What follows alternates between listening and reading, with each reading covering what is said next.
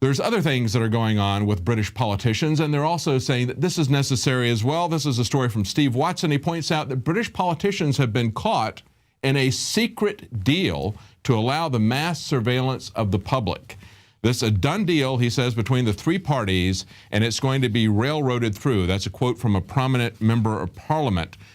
This is being exposed by the Open Rights Group. They say there is no legal basis for making internet service providers retain our data, so it's using the threat of terrorism as an excuse for getting this law passed. Now, the Prime Minister, David Cameron, says, I'll be explaining today why emergency legislation is needed to maintain powers to help keep us safe. See, it's necessary.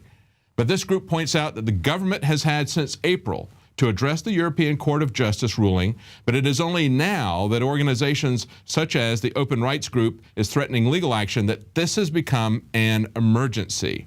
Now, Steve Watson also points out in the article that the UK is mirroring what the US is doing in terms of dragnet surveillance of the entire population. But of course, there's a reason for that. Not only are we leading the way now in tyranny, but we have a formal organization called the Five Eyes, and the UK is one of the key members of that organization. Just look at this story. Files on the UK's role in CIA rendition have been accidentally destroyed. Now, of course, this is to Diego Garcia.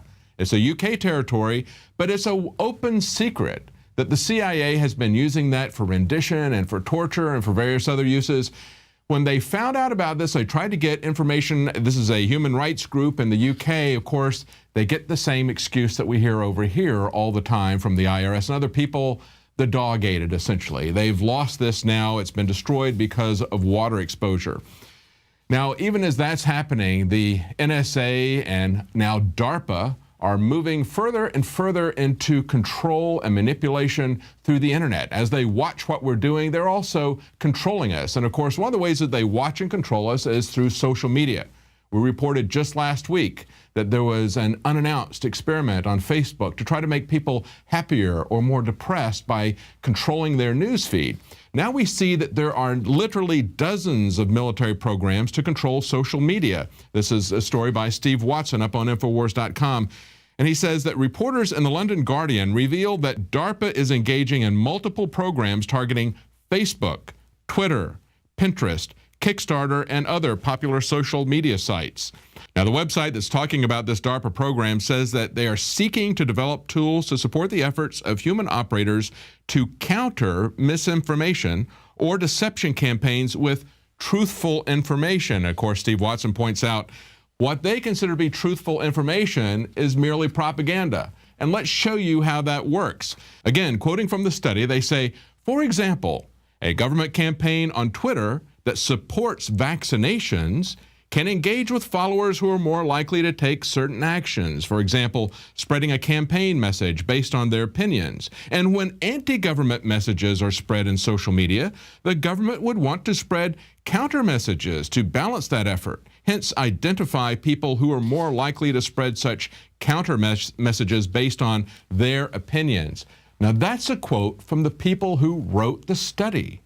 They're talking about how they're going to use social media to control people that they know will be their own personal trolls. That's right. DARPA is looking for a few good trolls. And how are they doing it? They're doing it through a grant to mainly IBM and universities. They're giving $8.9 million to IBM and $9.6 million to educational institutions. Remember how Eisenhower warned us about the military-industrial complex?